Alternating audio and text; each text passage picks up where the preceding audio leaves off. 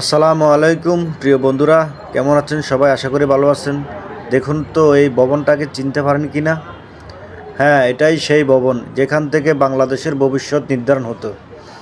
এটা সেই ভবন যেটা এক সময় আওয়ামী লীগের খুব দাপটিশালী দল ছিল। আওয়ামী লীগের কেন্দ্রীয় কার্যালয় ছিল এই ভবনটা।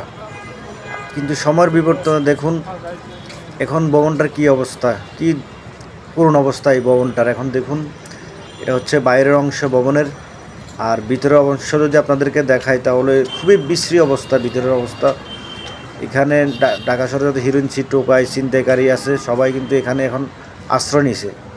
দেখুন চতুর্দিকে কীরকম ময়লা ময়লা আবর্জনা ভরে আছে পুরো ভবনটা।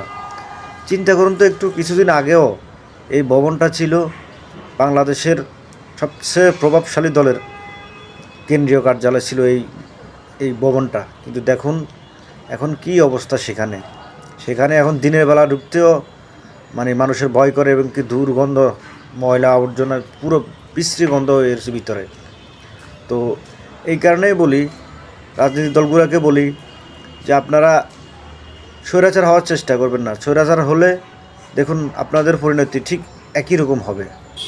এখানে কি দাফটি নেতারা, বড় বড় নেতারা এখানে সবসময় মিটিং করতো, করতো।